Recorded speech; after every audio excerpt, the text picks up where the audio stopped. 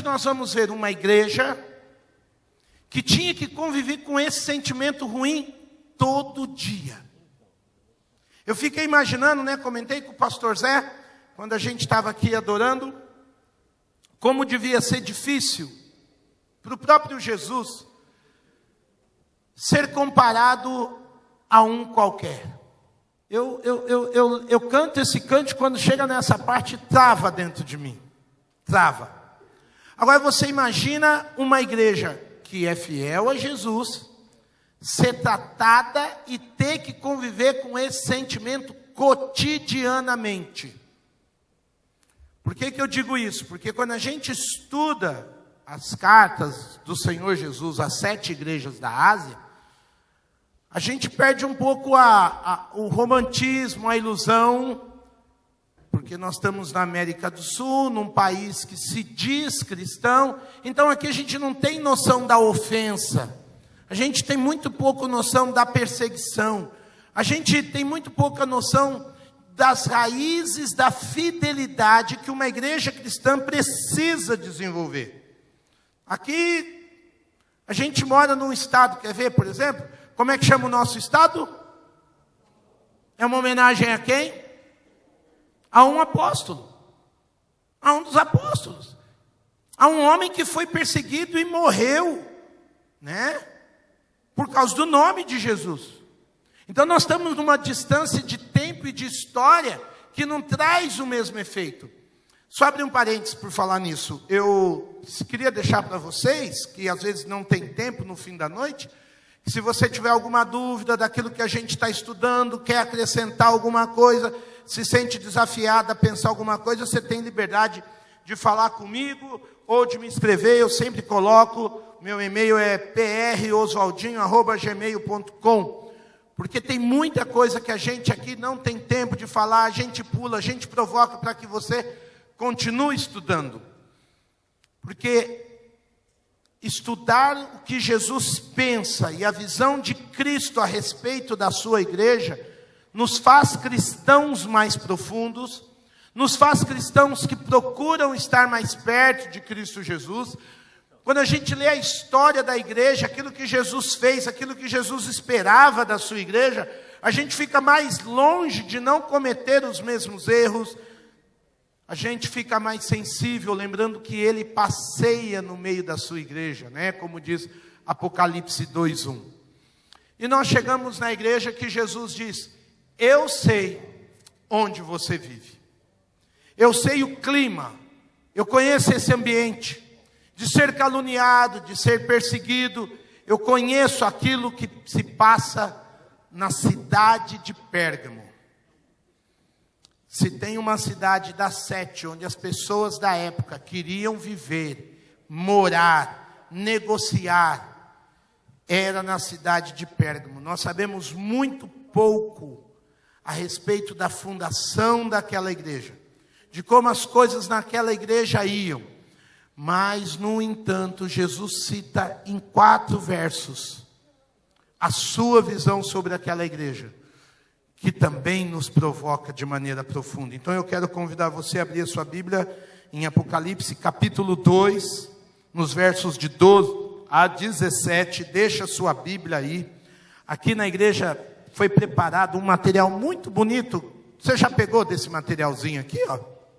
Essa filipeta, ela serve como marcador de Bíblia. Eu já estou usando na minha. Temos os horários do que acontece na igreja durante a semana aqui, ó. Coisa mais linda, mais chique. As nossas redes sociais, maravilha. Parabéns para quem preparou, tá bonitão. Então põe aí um marcador em Apocalipse, porque depois nós vamos dar uma viajada santa na palavra. Mas no capítulo 2, versos de 2 a 17, Jesus conhece a cidade de Pérgamo. Muitos de vocês não iam querer morar lá depois dessa leitura aqui. Você ia fugir dessa cidade. Porque Jesus disse ao anjo da igreja em Pérgamo: escreva, estas são as palavras daquele que tem a espada afiada de 2 gumes. Sei onde você vive. E aí ele diz: você vive onde está o trono de Satanás. Olha que lugar bonito, gente. Olha que lugar aprazível para se morar. Você vive onde está o trono de Satanás. Contudo, você permanece fiel ao meu nome e não renunciou à sua fé em mim. Nem mesmo quando Antipas, minha fiel testemunha, foi morto nessa cidade onde Satanás habita. E você achava o seu bairro ruim. Verso 14. No entanto, tenho contra você algumas coisas. Você tem aí pessoas que se apegam aos ensinos de Balaão, que ensinou Balaque a armar ciladas contra os israelitas, induzindo-os a comer alimentos sacrificados a ídolos e a praticar imoralidade sexual. De igual modo, você tem também os que se apegam aos ensinos dos nicolaítas. Portanto, arrependa-se, senão virei em breve até você e lutarei contra eles com a espada da minha boca. Aquele que tem ouvidos, ouça o que o Espírito diz às igrejas. Ao vencedor darei do maná escondido. Também lhe darei uma pedra branca com um novo nome nela escrito, conhecido apenas por aquele que o recebe. Aleluia. Este é um texto profundo. Eu confesso aos irmãos, cada 4 versículos há muita riqueza, há muita profundidade. Eu fico assim, maravilhado como Jesus foi sucinto. Ele tinha um poder de síntese, ele tem um poder de síntese absurdo, e ao mesmo tempo fala tantas coisas em tão pouco tempo. Como a gente tem que aprender isso com Jesus. Porque agora o olhar do Senhor está sobre Esmirna. Coloquei aí no seu resuminho que Esmirna é hoje a cidade de Bergamá. Essa cidade, ela tem uma história longínqua, meus irmãos. Ela é considerada a primeira grande cidade da Ásia. Ela foi capital da província de Roma, na Ásia. Os romanos acharam ali um lugar estratégico para muitas coisas que eles queriam. E essa cidade, então, foi muito privilegiada. Porém, durante mais de 200 anos, ela foi considerada uma terra sagrada, porque achava-se que era a terra onde nasceu o falso deus Júpiter. E muito antes do Senhor Jesus vir a este mundo, ali entre 280 e 120, houve uma série de reis, uns caras com um nome bem estranho, que deu-se a dinastia de Atálida, que esse povo, por reconhecer aquela terra, uma terra sagrada, colocou ali naquela terra muitos templos aos falsos deuses. Os generais de Alexandre o Grande gostavam daquele lugar, alguns iam se aposentar ali, iam investir ali, por isso nessa cidade foram colocados muitos colégios, por assim dizer, escolas de guerra, palácios reais. Então ela foi a primeira cidade estruturada do império fora de Roma, ali na região da Ásia. E não é à toa que se deu em 29 a.C., se ergueu um templo a um imperador da época, Augusto, que também depois virou um título. Primeiro era um imperador, depois o imperador, os filhos dele assumiram o nome dele como se fosse um título. E quando se ergue então esse templo ao imperador Augusto, Roma está vivendo um momento muito glorioso, humanamente dizendo. E eles levam então para essa cidade de Pérgamo mais 4 grandes templos de adorações e cultos a falsos deuses. Então era uma terra que atraía a idolatria, desde o seu nascimento.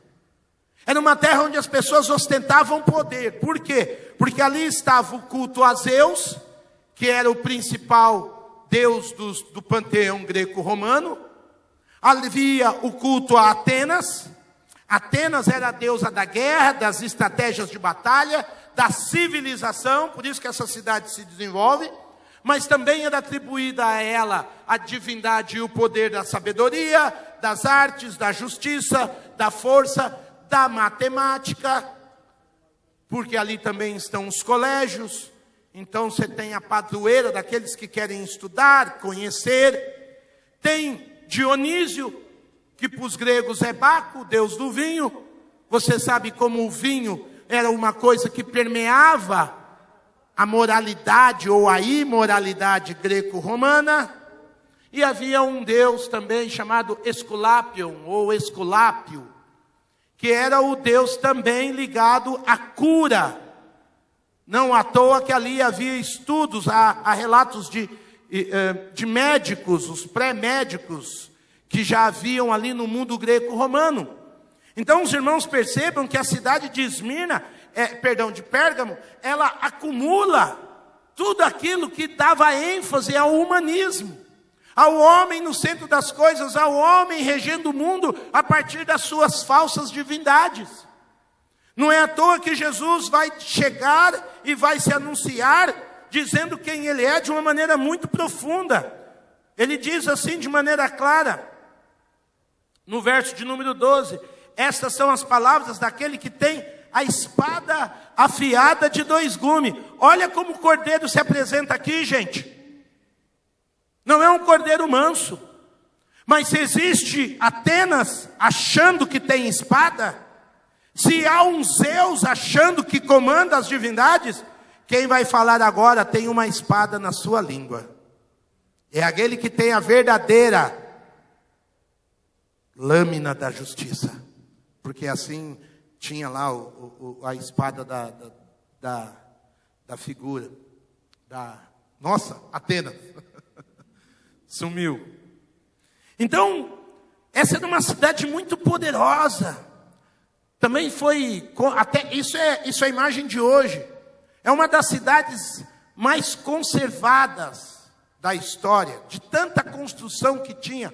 Existe, eu não vou me lembrar o nome daquele arqueologista brasileiro, Rodrigo alguma coisa. Se você jogar no YouTube, você vai ver vídeos dele fazendo em algumas das fotos que eu vou colocar. Aqui é a Acrópole de Trajano, no ano 2 depois de Cristo. Até hoje conservada, porque era bem estruturada, era pensada, era uma cidade que arrebanhava povos. Tinha ali um teatro de 87 linhas, é o teatro mais íngreme que se tem a respeito da história, dividido por colunas. Esse teatro cabia ali cerca de 10.000 pessoas. A gente não tem noção do que é colocar 10.000 pessoas num lugar sem áudio, sem luz, porque hoje a gente pensa num estádio, né?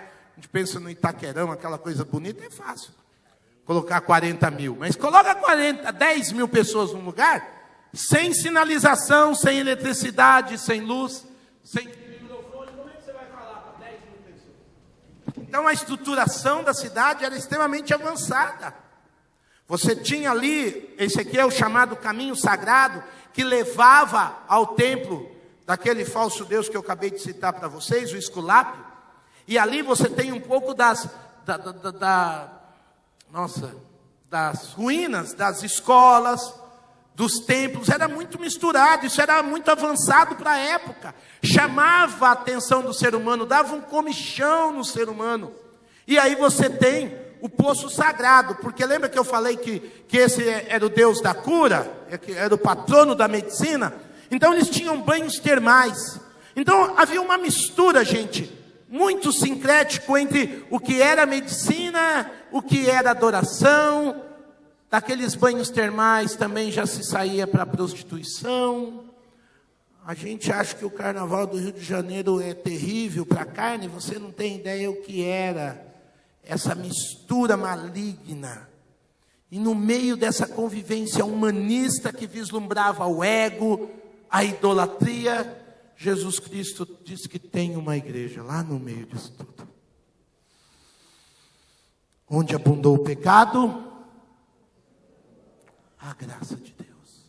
E agora Jesus Cristo vai olhar para essa igreja e dar um desafio para que aquela igreja que vive na verdade, preserve a verdade, continue preservando e mais, continue proclamando aquela verdade que eles confessam, mesmo no meio de um caldeirão de mentiras, mesmo sendo uma cidade historicamente envolvida em mentiras. Jesus está falando que tem um povo fiel a Ele, amoroso, verdadeiro, mesmo no meio de tanta enganação, de tanta mentira, de tanta trapaça. Quando a gente lê sobre Pérgamo, e eu agradeço a Deus o privilégio de a gente poder ter tanta informação hoje, é um privilégio. É o último lugar que eu queria ir, gente. Nosso missionário Eleandro, quando esteve visitando as 7 igrejas, encontrou esse arqueologista em Pérgamo, e o Eleandro falou: Oswaldo, a cabeça da gente pira imaginando o que seria, porque o povo confluía para lá, sem nenhum preconceito. Eu tenho amigos nordestinos, que até hoje, eles têm uma noção muito glamurosa de São Paulo. Pessoal que nunca saiu do norte e nordeste, tem uma noção muito glamurosa do Rio de Janeiro. Você conversa com os adolescentes, jovens lá, onde você quer conhecer? Ah, o Rio. Eu quero conhecer São Paulo. Naquela época o povo tinha isso em relação a Pérgamo, porque lá é onde tudo acontecia. Mas Jesus fala: não é do jeito que vocês veem, o jeito que eu vejo é diferente. E aí eu acho lindo, porque o Senhor Jesus tece um elogio à igreja de Pérgamo. Ele vai dizer de maneira muito clara, aqui no verso 13: sei onde você vive, onde está o trono de Satanás, contudo você permanece fiel ao meu nome, e não renunciou à sua fé em mim. Que coisa linda! Jesus diz: olha, eu tenho que falar com espada com essa região, não é um lugar suave, o trono do cão está aí, mas vocês têm permanecido fiéis à minha pessoa. Mas Jesus também tem uma queixa. Semana passada, quando vimos a igreja de Esmirna, nós vimos que Jesus só tinha elogios à igreja de Esmirna. Agora, a igreja de Pérgamo, Jesus tem uma queixa. Nos versos 14 e 15, o Senhor fala claramente de como aquela igreja, infelizmente, tem tolerado falsos profetas. Aquele que tem a espada afiada de 2 gumes, fala que a igreja está numa posição de confronto direto, tanto por causa daquilo que é maligno de fora, mas de coisas de dentro que já entraram dentro dessa igreja fiel. Mas essa igreja tem o desafio de viver a verdade em amor agora. É uma igreja amorosa, que não tinha o amor que a igreja de Éfeso precisava ter. É uma igreja que zela pela verdade, mas que muitas vezes passa a mão sobre o erro. Olha o que eu vou dizer aqui, abre aspas, em nome do amor. Jesus vem falar com a sua espada, porque essa igreja é verdadeira, mas quando se trata de enfrentar algumas coisas, ela tem muito sentimento, mas ela precisa ganhar mais discernimento, porque em nome do amor, ela está deixando de ser verdadeira. Para não perder ninguém, porque os dias são terríveis, para ninguém se sentir entristecido, para ninguém ficar chateado, para ninguém se sentir desanimado, Jesus vai dizer que aquela igreja tem tolerado quem ela não precisava tolerar. Parece um problema novo, né, irmãos? Você está lembrando de uma igreja que você já visitou que tinha esse problema, né? Mas Jesus Cristo vem dizer para a igreja de Pérgamo: você precisa, igreja minha, crescer, ser madura. Não confundir o amor de atitude com o amor de sentimento. É lindo porque Paulo, escrevendo já a igreja de Éfeso, tinha dito isso: antes, seguindo a verdade em amor, cresçamos em tudo naquele que é o cabeça, Cristo Jesus. Ou seja, olha para a tela, não dá para seguir a verdade se não for em amor. Agora, o amor precisa ser também verdadeiro. Eu quero te contar que você tem bafo, irmão. Mas como é que eu vou contar isso? Eu te amo tanto. Aí eu tenho tanto amor que eu não conto para você que você tem bafo. Aí você vai procurar um emprego, você não passa na entrevista. Eu te ajudei ou te atrapalhei? Ajudei ou atrapalhei? Mas em nome do amor, eu deixei de ser verdadeiro com você. Leais são as feridas do que ama, diz Provérbios. Aqui o apóstolo Paulo está dizendo, seguir a verdade em amor. Quando João, no mesmo período, nós vimos isso há 2 semanas atrás, tem que escrever a sua terceira carta, João escreve ao presbítero Gaio, dizendo algumas coisas profundas, e ali João diz, a quem amo na verdade. E aí João pode exortar a igreja, através da vida do irmão Gaio, dizendo algumas verdades, nunca de qualquer jeito. Eu vou dizer a verdade, doa quem doer, faltou amor. Né? Isso não é ser amoroso, isso é autojustiça. Você acha que você é justo o suficiente. Não, para dizer o amor, para dizer uma verdade, você tem que dizer em amor, com tato, sensibilidade, empatia, misericórdia. Só que você tem que dizer toda a verdade, porque se você dizer meia verdade, você não ajudou em nada. É igual meia mentira, não ajuda em nada. Paulo, escrevendo aos Filipenses, vai dizer, esta é a minha oração. Olha que lindo. Que o amor de vocês aumente cada vez mais em conhecimento, em percepção, para discernirem o que é melhor, a fim de serem puros e irrepreensíveis até o dia de Cristo Jesus. Olha, querida igreja, como na mente dos apóstolos, a volta do Senhor Jesus era algo que sempre esteve no alvo, se apresentar diante do Senhor com discernimento, com excelência, com pureza, com verdade e com amor. Por isso que nós estamos estudando nessas semanas cada carta, porque cada carta a uma dessas igrejas acrescenta algo em nós, nos faz aumentar cada vez mais. Eu não posso achar que o nível que eu estou de conhecimento e da minha vida cristã está bom. Deus sempre tem algo a mais, amém? Ai do cristão que acha que já atingiu. Ele começa a regredir. Então Jesus vai colocar algumas verdades elogiando aquela igreja, mas verdades que essa igreja não pode negociar. Palavra-chave da igreja de Éfeso, amor. Palavra-chave da igreja de Esmirna, sofrimento. Palavra-chave da igreja de Pérgamo, verdade. Verdade. E é interessante que a verdade precisa ser dita.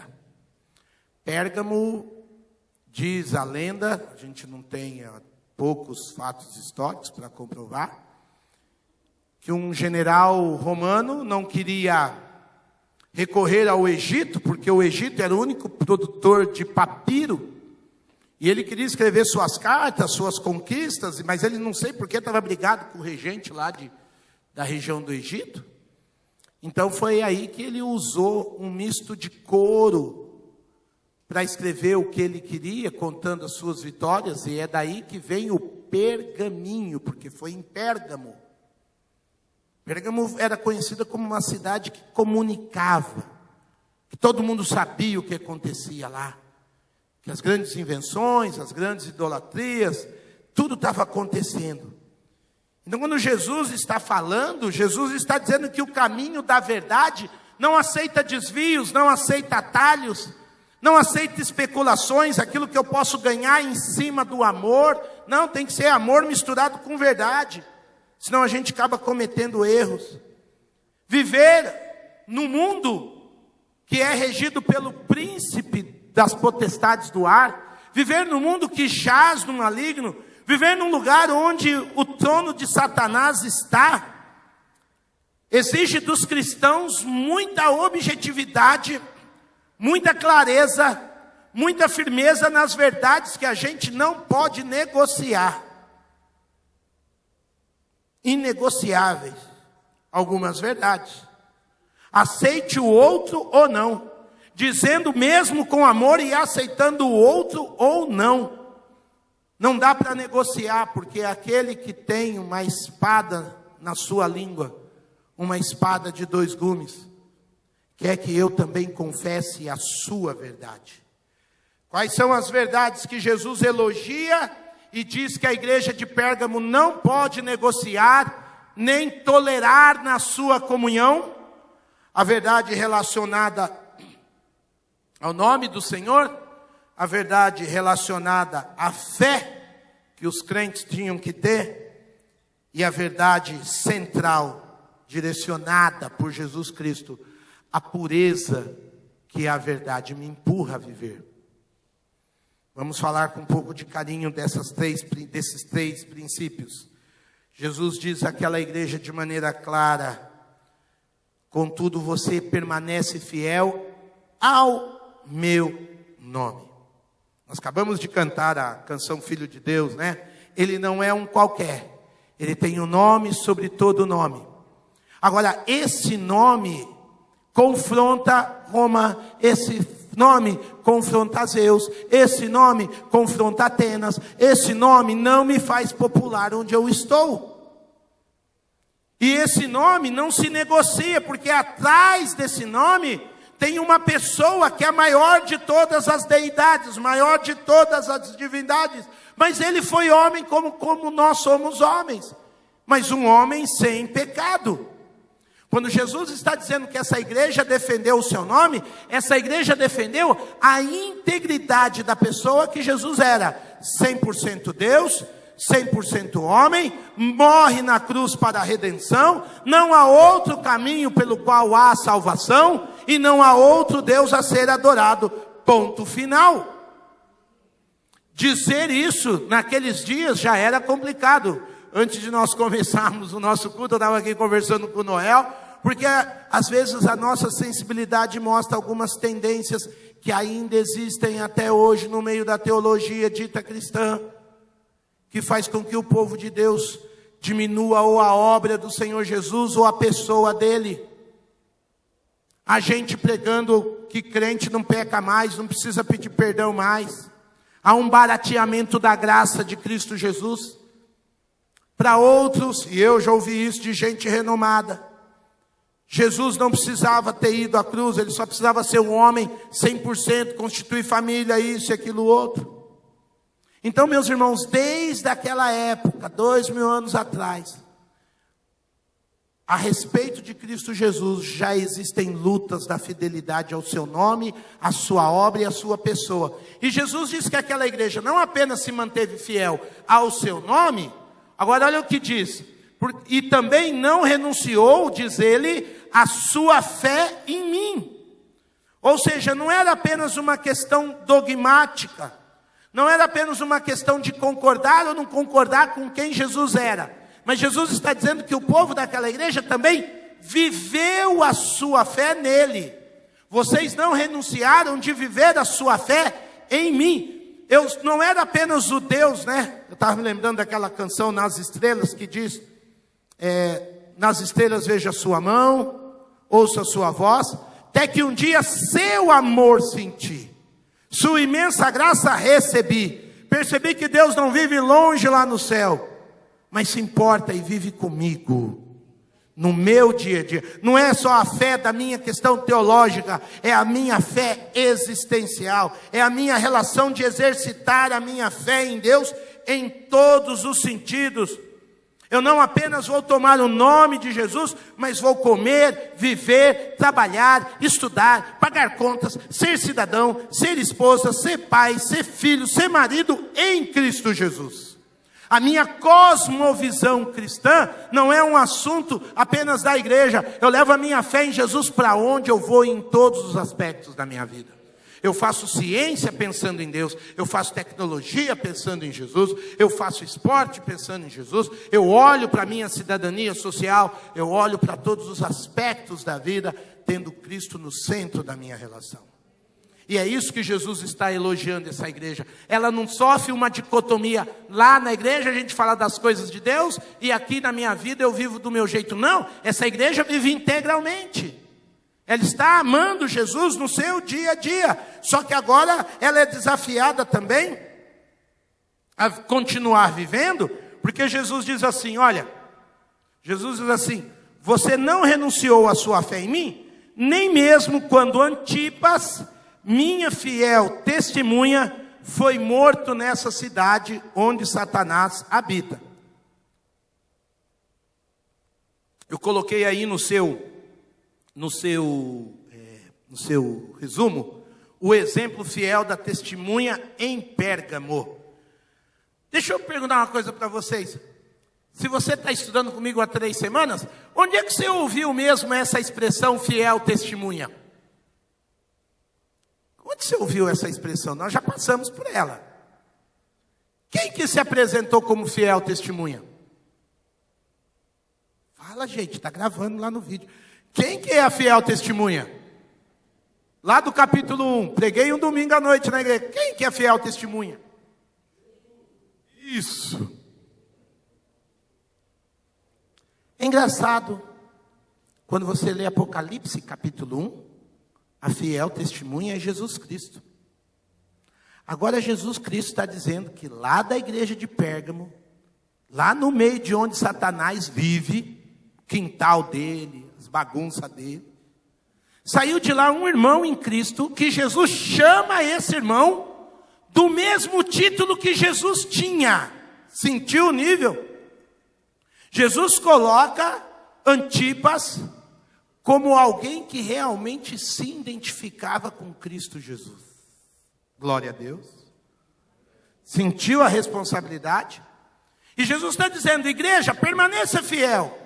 Mesmo que vocês viram aquele irmão, o Antipas, caboclo sério na fé, santo diante dos meus olhos, um homem que confessou a mim, não apenas teológico, mas em todos os aspectos da sua vida. E quando vocês viram ele ser maltratado como ele foi, morto nessa cidade, vocês ainda continuaram fiéis a mim. Você vai pesquisar, você vai analisar e você vai descobrir que Antipas pode ter sido, a maioria dos estudiosos concorda, um dos líderes cristãos da cidade. Um bispo, um supervisor de algumas igrejas ali da região. Pela tradição, ele tinha sido preso pelo nome de Jesus e ele foi liberto da sua primeira cadeia. Mas quando ele foi liberto, ele saiu tão cheio do Espírito Santo que ele conseguiu convencer pessoas pela sua palavra, pelo seu ensino, a pararem de oferecerem sacrifícios aos falsos deuses. O Antipas chamou a briga em nome de Jesus nas ruas. E muita gente, muitos líderes dos templos se converteu. E isso trouxe ódio, porque ele já tinha sido preso. E em vez dele diminuir o amor e a perseverança, ele aumentou. E aí então, há relatos da tradição que ele foi capturado pelos seguidores da deusa Ártemis, foi arrastado, muito possivelmente secretamente, e diz que no templo Ártemis havia um touro de bronze. Eles colocavam os sacrifícios ali, e aquele touro ficava queimando com óleo os sacrifícios. Naquele dia resolveram colocar Antipas no touro. Foi a verdadeira luta do touro versus o cordeiro. Então Jesus Cristo agora chega para essa igreja e diz: fica calma, igreja, se mantém na verdade, Antipas está comigo. Ele foi morto aí, mas ele repousa na minha presença. Aquele líder, aquele pastorzão que vocês tinham, que era um exemplo de vida, de palavra, de testemunho, que foi morto nessa cidade onde Satanás está sob os meus cuidados. A estrutura gramatical deixa claro que Jesus está dizendo: vocês não desanimaram, nem mesmo quando a minha fiel testemunha. Se ele foi minha fiel testemunha, e lá no capítulo 1, João diz que Jesus é a fiel testemunha, onde é que está o Antipas agora? Está onde ele queria mais estar na sua vida e na sua história. Essa igreja não vive num lugar suave não, irmão.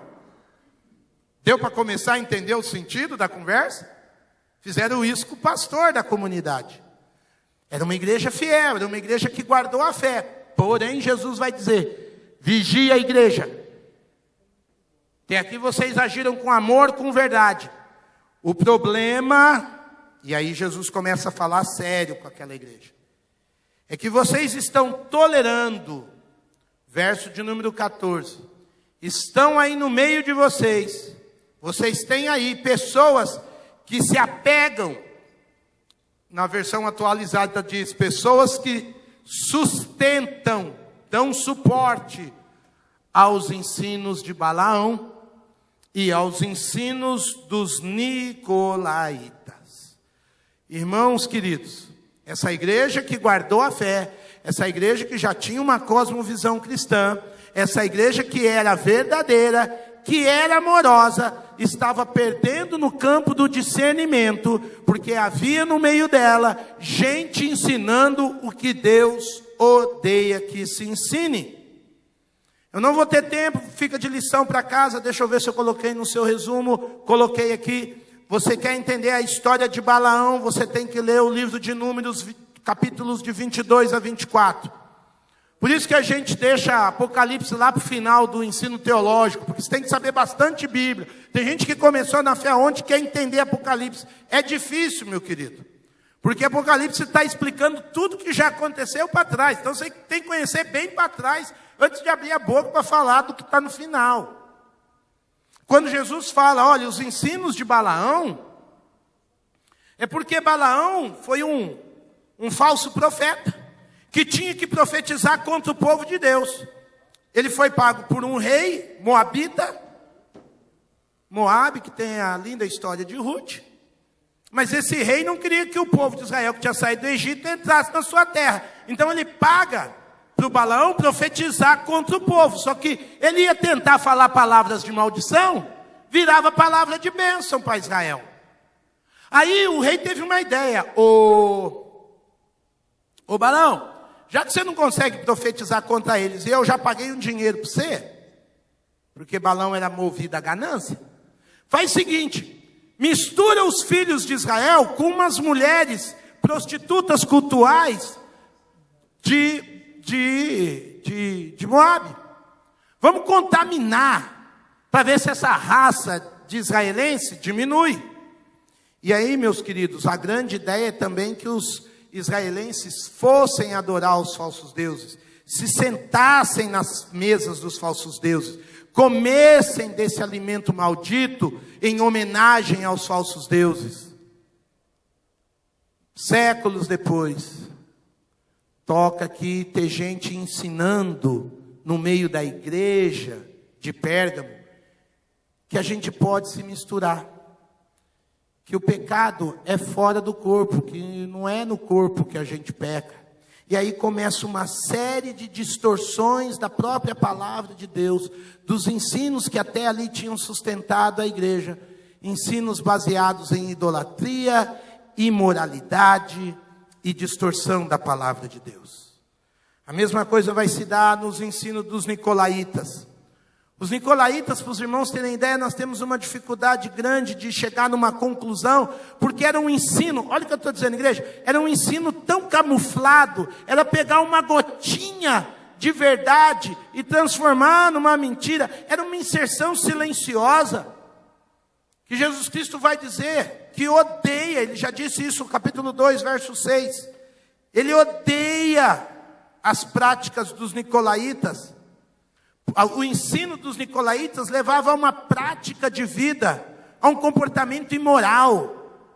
Eles fazem uma caricatura da verdade, põem uma gotinha de algo gospel, põem um verso de um provérbio, põem um cheirinho de alguma coisa evangélica e derrama litros de mentira. Sabe quando você toma? Eu ia falar uma marca aqui, mas não sei se tem alguém aqui que trabalha na empresa. Mas de onde eu venho, o Zé falou do refrigerante, mas de onde eu venho lá tinha um refrigerante que era pura água.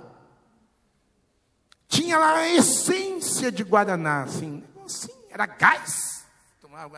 Eu chegava na festa dos irmãos, eu olhava assim, a garrafa lá, aquele gás, açúcar, um cheirinho de Guaraná. Lógico que aquilo faz mal, veneno puro. Veneno puro. Então, o ensino dos nicolaítas falava de Deus, do amor de Jesus, assim, só para dar aquele cheirinho. Agora vinha litros de mentira, engano e imoralidade. Amados irmãos, essa é uma luta que a igreja de Pérgamo tinha que perceber, que era dela. O apóstolo Paulo escreve à igreja dos Gálatas dizendo: que diremos? Continuaremos a pecar para que a graça aumente? Porque os nicolaítas diziam isso. Não é tão pecado assim. Se você pecar, você vai conhecer mais de Deus, porque você vai conhecer mais o amor de Deus. Olha que distorção infernal, maligna. E Paulo em Gálatas vai escrever que não é assim. Em Romanos, Paulo vai dizer, perdão, eu troquei. Eu falei Gálatas, mas isso que eu citei, permaneçam firmes. Gálatas diz, foi para a liberdade que Cristo nos libertou. Gálatas 5:1. Portanto, permaneçam firmes e não se deixem submeter novamente a um jugo de escravidão. Porque é isso que o ensino dos nicolaítas faz. É isso que o ensino de Balaão faz. Quando Balaão é repreendido, milhares de israelenses são mortos porque eles não querem se separar das prostitutas cultuais. Deus teve que trazer juízo no meio do seu povo. Aí, escrevendo aos Romanos, capítulo 6, verso 1, Paulo vai dizer: nós vamos continuar pecando para que a graça aumente? Não, de maneira nenhuma. Judas, verso 4, certos homens, olha só o que diz: certos homens cuja condenação já estava sentenciada há muito tempo, infiltraram-se dissimuladamente no meio de vocês. Estes são ímpios, transformam a graça do nosso Deus em libertinagem e negam Jesus Cristo, nosso único soberano e Senhor. Por isso que Jesus vai dizer à igreja de Pérgamo, lá no final, no verso 16, portanto, igreja de Pérgamo, ele diz o mesmo que ele diz lá para a igreja de Éfeso: arrependam-se. Parem de ser tolerantes. Parem de achar que é pecadinho. Não tem pecadinho aos olhos de Deus. Não tem tô meio salvo. Não tem tô meio santo. Eu estou ainda em busca de santidade. Eu estou querendo crescer em santidade. Eu estou querendo crescer na verdade. Mas eu não faço o jogo da mentira. Eu não vou dar chance só porque eu sei que eu estou salvo, de brincar com o que não pertence aos que são salvos em Cristo Jesus. E aí Jesus disse para uma igreja: arrependa-se. O mesmo arrependimento que ele pediu da igreja que não tinha amor, ele pede da igreja que é verdadeira, que tem amor, mas é tolerante com o falso ensino. Ah, meus irmãos, os falsos ensinos. Eu poderia aqui, eu não pedi liberdade para o pastor Zé, na outra hora eu vou pedir, mas eu poderia elencar uma série de falsos ensinos que a igreja evangélica brasileira acha normal. Acha normal. A gente acha que seita é só testemunha de Jeová e congregação cristã. Tem mais, irmãos. Tem mais. O trem é cheio de vagão. E os crentes aplaudem, acham bonito. Tolerância. Uma tolerância maldita. Que leva os nossos meninos e meninas a se desviarem da fé daqui a pouco. Porque faltou um pouco de coragem de lidar com amor e com verdade. Ah, pastor, mas eles parecem tão sérios. Eu tenho grandes amigos lá. Tem pessoas que eu não sei o que Deus vai fazer, mas eles dizem pelas suas bocas que estão salvos. E eu digo: sai de lá, povo meu. Ah, Oswaldo, você é muito radical. Será que sou eu? Ou é aquele que me diz: arrependam-se? Por isso que quando Jesus, no verso 13, fala da destruição que ele vai fazer, seja na cidade ou na igreja, ele diz assim, perdão, eu coloquei verso 13, sei onde você vive, onde está o trono de Satanás. Perdão, é verso 16. Verso 16. 2,16. Confundi aqui. Perdão, eu coloquei aqui na tela 13, tá, gente? Só corrigindo, é 16, tá? Vou riscar aqui, 16. Olha o que ele diz no verso de número 16. Portanto, arrependam-se, senão virei em breve até você e lutarei contra eles. Ó, Jesus dizendo: lutarei contra eles com a espada da minha boca. Quando você estuda o Apocalipse por inteiro, você sabe que Jesus vai derrubar o inimigo com o sopro da sua boca. Não é isso que diz? Mas agora ele já está tão entristecido com a cidade de Pérgamo. E os irmãos que estão achando normal passar a mão na cabeça de gente malandra, que Jesus está dizendo, daqui a pouco, vai ser breve, que eu vou abrir a minha boca. Gente, vocês me desculpem aqui, a minha pequenez, mas eu gosto muito de ficção científica. E eu sei que tem uma juventude aqui, a juventude aqui gosta muito de um seriado de ficção científica, que é o Stranger Things. E o Stranger Things tem um monstro lá, que abria a boca, um Demagorgon, um bicho estranho para chuchu. Não é que aquilo abria a boca, meu irmão, saía um negócio assim, estranho, uma mão, uma garra, não ficava um na frente. O Demagorgon parece brincadeira de criança, quando Jesus diz que ele vai abrir a boca dele. Lembra como é que nós começamos o texto? Quem é que fala com a igreja? Aquele que tem a espada. A espada de Jesus, ela toca, meus irmãos, e onde ela toca? Podem ter numerosos templos, santuários, labirintos de filosofia anticristã, tolerância aos contraditórios, falsos ensinos, mas é pela palavra de Jesus, é na determinação da sua poderosa palavra, que Deus vai vencer todo inimigo. Deus não escolheu outro caminho, Ele escolheu este, o meio para que Jesus seja vencedor. Onde Satanás habita, é um único meio, é a sua santa, bondosa, misericordiosa, fiel e transformadora palavra.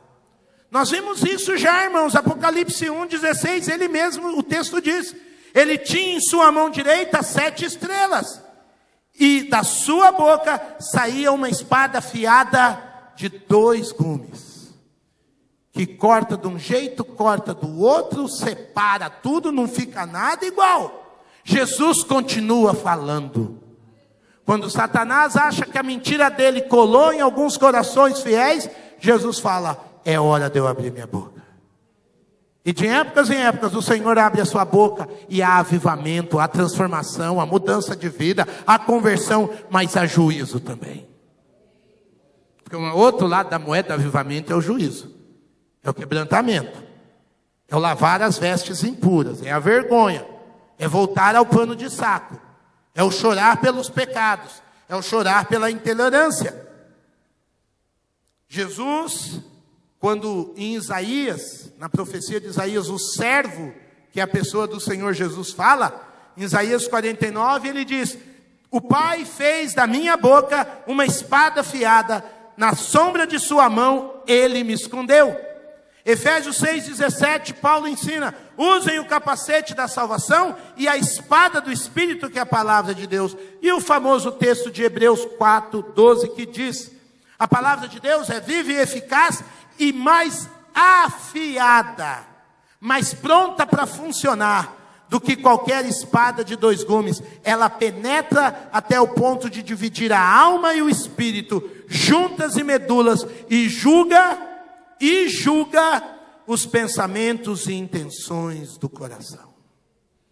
Agora Jesus Cristo está dizendo para a igreja de Pérgamo, vocês querem vencer onde está o trono de Satanás? Falem a minha palavra. Vocês querem vencer no mundo onde o príncipe deste mundo resolveu habitar? Falem a minha palavra, amem a minha palavra, estudem a minha palavra, abracem a minha palavra. A forma de Deus vencer o pecado? Palavra. A forma de Deus vencer o engano? Palavra. A forma de Deus vencer o maligno? Palavra de Deus. É a proclamação do Evangelho. Não é por força, meus irmãos. Não adianta o povo de Deus eleger um presidente, um general, colocar no exército, na marinha e na aeronáutica só evangélico. Nós não vamos mudar o mundo assim. Não é por força, nem por violência. Eu confesso aos irmãos, eu tenho medo de um país evangélico. Medo.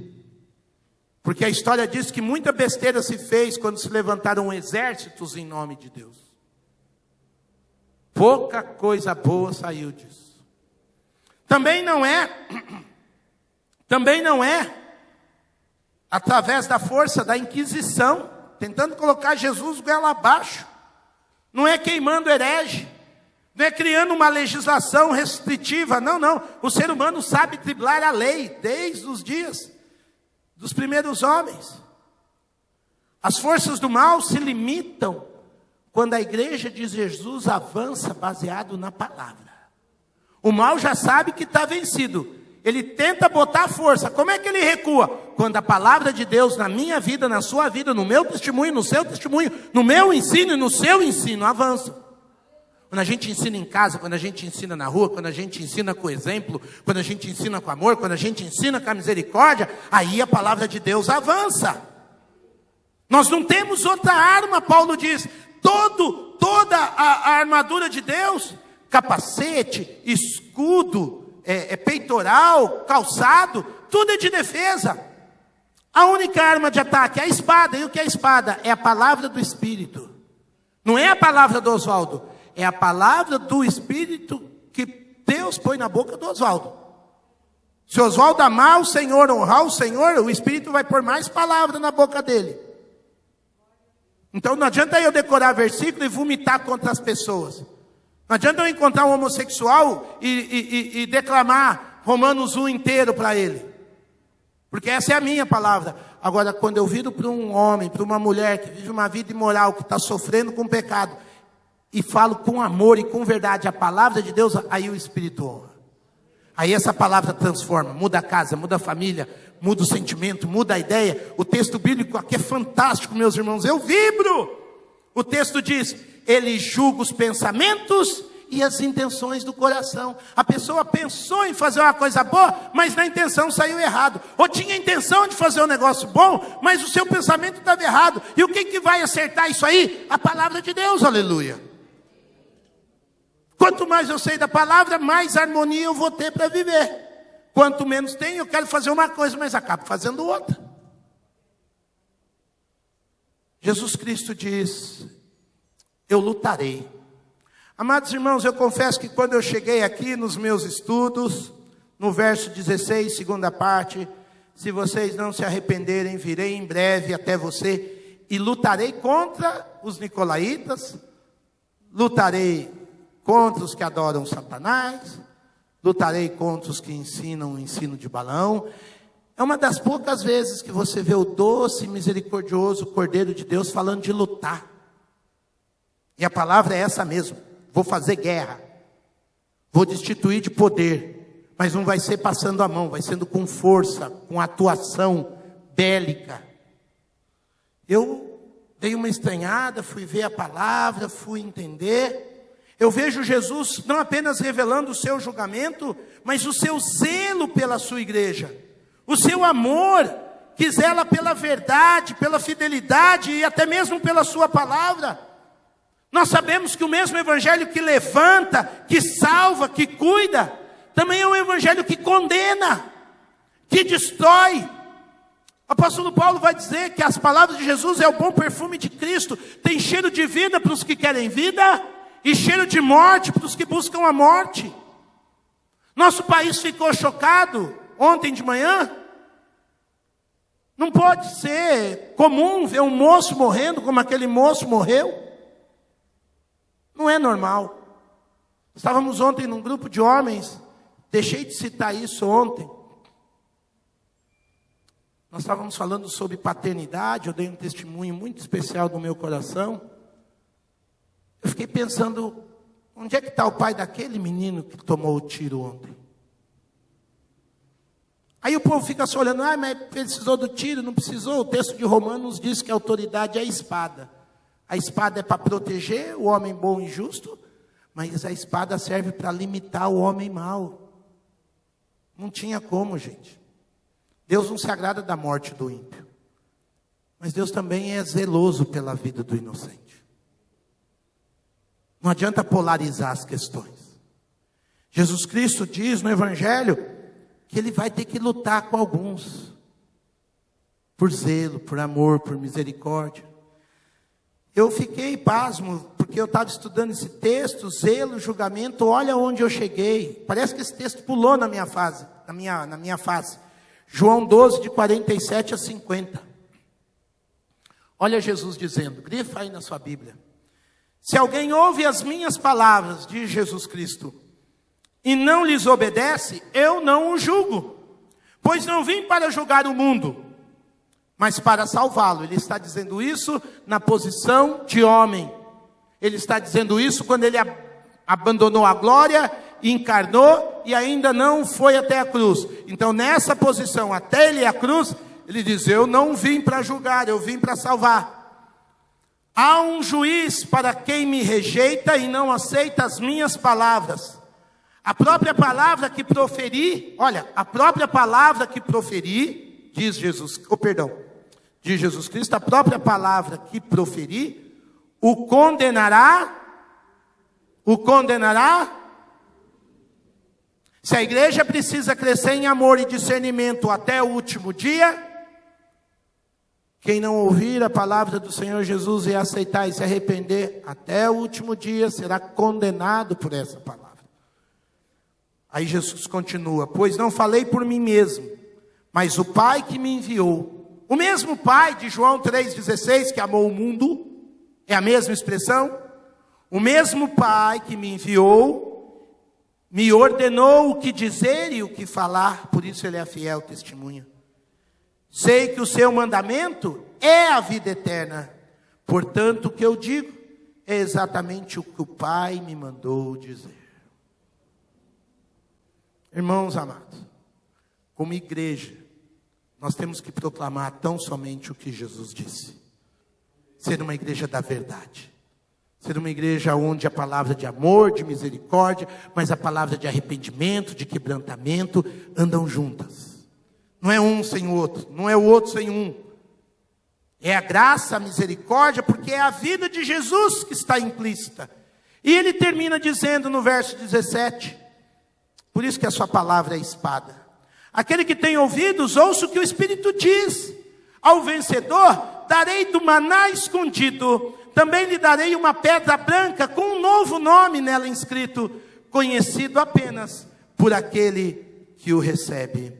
Amado Deus. Gente, ser gente da verdade é ouvir impropérios, como a gente falou no cântico aqui que a gente cantou. Às vezes, aos olhos desse mundo, onde Satanás reina, você é um qualquer. A sua igreja parece que não está na moda, porque você não está falando de coisa nova que o povo quer ouvir. Seu ministério não é aquele sucesso, porque, poxa, você está falando ainda de pecado. Eu participei de uma igreja que me pediram para falar menos de pecado. Pediram. Oswaldo, pega uma coisa mais para cima, você é tão alegre. Eu falei, sou alegre, mas não sou palhaço. No sentido negativo. E Jesus tem que dizer isso, olha, a palavra da minha boca, ela é graça, ela é bênção, ela é vida, mas ela é juízo. E aqueles que abraçarem essa integralidade, terão recompensas. Vocês vão comer do maná escondido. Maná escondido, para nós do Novo Testamento, para nós gentios, isso não faz muito sentido. Eu coloquei. Esse maná escondido, quando o povo de Israel saiu, Deus mandou guardar o maná, como testemunha da sua fidelidade, para as próximas gerações. Isso foi guardado numa arca, e dentro da arca foi guardado ainda dentro de uma vasilha de ouro. E Jesus agora fala, os judeus da igreja entendem o recado. Porque Jesus, lá em João, coloquei aqui no seu, vocês vão ter que estudar para chuchu depois, hein, amados? Lá em João, capítulo 6, Jesus vai dizer, não foi Moisés que deu a vocês o pão do céu, mas é meu Pai quem dá a vocês o verdadeiro pão do céu. João 6,33, pois o pão de Deus é aquele que desceu do céu e dá vida ao mundo. Nós, como gentios, não andamos no deserto, graças a Deus, não fomos escravos no Egito, graças a Deus, amém? Mas nós também vamos comer do maná, porque o maná que estava escondido se revelou. O maná é o próprio Cristo. Vai ler João 6. Agora, lembra os irmãos do que eu falei sobre o fato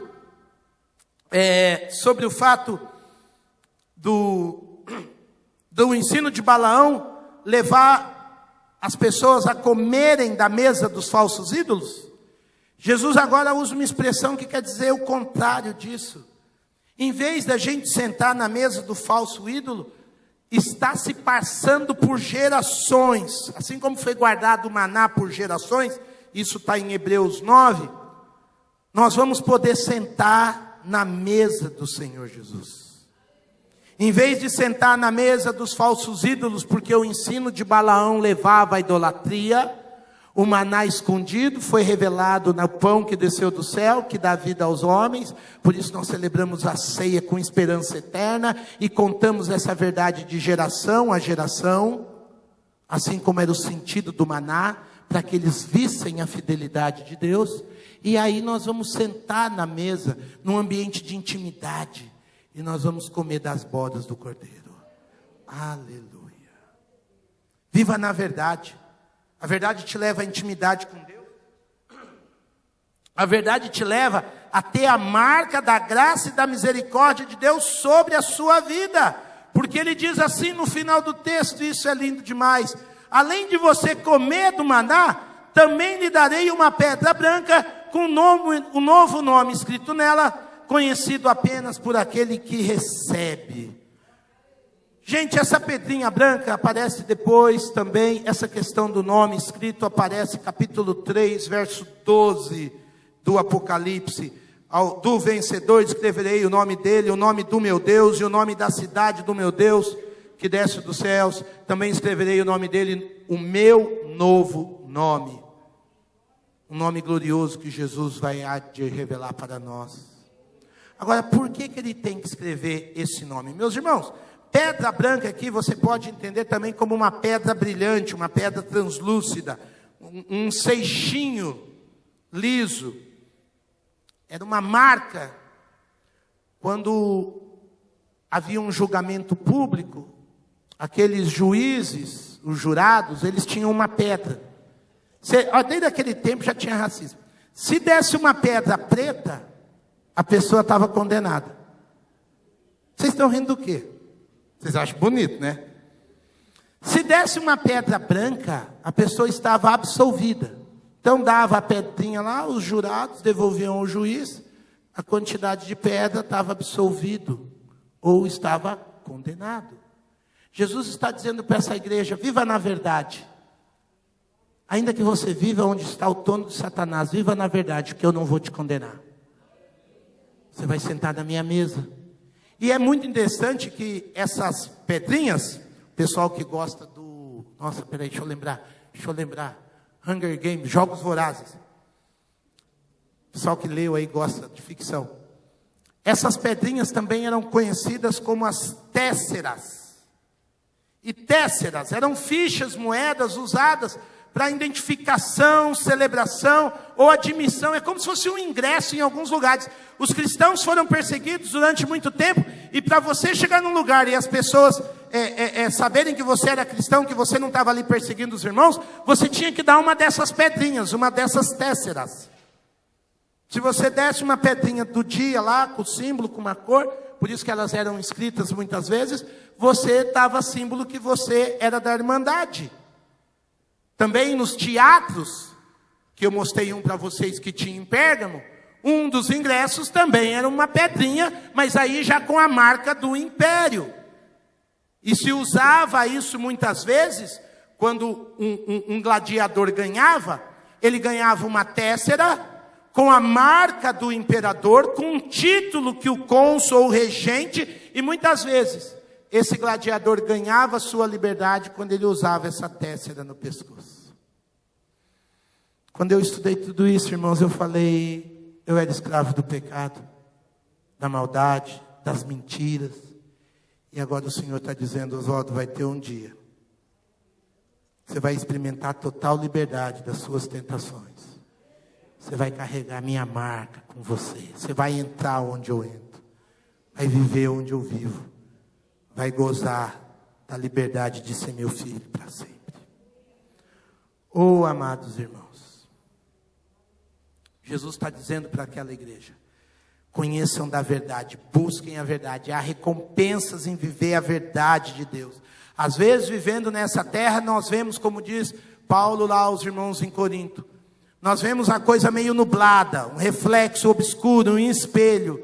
Mas então veremos face a face e conheceremos toda a graça, todo o amor, toda a verdade, toda a justiça de Deus de forma plena, da mesma forma como somos plenamente conhecidos por Ele. A igreja que busca, que luta pela verdade, que não tolera maldade, nem engano, nem mentira, é a igreja que de fato vai sendo parte daquilo que Jesus chamou para ser. Haverá um dia que todas as intenções e pensamentos serão julgados. Até lá, lutemos pela sã doutrina, em nome de Jesus. Vamos ficar em pé. Eu quero ver você aqui sexta-feira, para a gente continuar orando. Nós temos orado pelo amor, por suporte ao sofrimento. Agora, sexta, vamos orar ainda mais, buscando a verdade. Que o nosso povo seja o povo que fale, que viva, que ame, que lute pelo Evangelho. Foi assim que nós nos tornamos salvos. Alguém lutou, chorou, trabalhou, sofreu por nós, pregou para nós. Chegou a nossa hora também, para que as próximas gerações conheçam a verdade que liberta. Amado Deus e Pai, realmente o nosso coração se dobra a Jesus, querido. Pela grandeza da Tua misericórdia, pela grandeza da Tua revelação, pela grandeza da Tua bondade sobre nós, Senhor. Nosso coração se sente pequeno, diante de tanto amor revelado e que tem nos sustentado. Pai, pela misericórdia do Senhor, hoje o que nos sustenta não é balão, hoje o que nos sustenta não é Nicolaus, hoje quem nos sustenta não é Nero, não é homem nenhum, não é teologia nenhuma, mas é o Cordeiro revelado na cruz do Calvário. É por esse Cordeiro que essa igreja vive, Senhor. É por esse Cordeiro que essa igreja transpira. Nos prepara, nos encoraja, nos fortalece, Senhor, para que continuemos a crescer no pleno conhecimento da graça, da vida, da misericórdia. Olha para o coração de cada irmão, de cada irmã que hoje, Senhor, passou por uma vergonha por ser cristão. Olha por aquele irmão, para aquela irmã que hoje se sentiu desanimado, Senhor. Ele olha para a sua vida e ele diz: Pai, eu só tenho o Evangelho. Mostra para ele que ele tem tudo, Senhor. Que não é só, que é tudo. Que é a verdade, que é a vida, que é a intimidade, que é o crescimento, que é o poder do Senhor na vida de tantas outras pessoas. Os homens acham que nós somos loucos de estarmos aqui. Os homens acham que nós falamos ao vento. Mas nós sabemos que nós falamos com aquele que vive e reina. Nós falamos com aquele que tem o poder do sim e do não sobre a sua mão. Pai, hoje nos esconde debaixo da tua mão. A despeito de toda a tristeza da nossa alma, a despeito de toda a luta do nosso coração, a despeito de toda a insegurança das nossas emoções, nos esconde, ó Senhor, nas palmas de tua mão. Para que a tua espada por nós hoje seja zelo, seja misericórdia, seja quebrantamento e não juízo. Para que essa igreja avance contra as portas do inferno, pregando, amando, servindo, acordando os que dormem, exortando os que brincam com a verdade, para que um povo seja resgatado e uma nova geração coma do maná que desceu do céu. Bendito seja o Senhor que continua falando com a sua igreja, continua despedindo em paz e bênção e falando ao coração do teu povo, hoje e sempre, até a tua volta bendita. Amém. Amém e amém.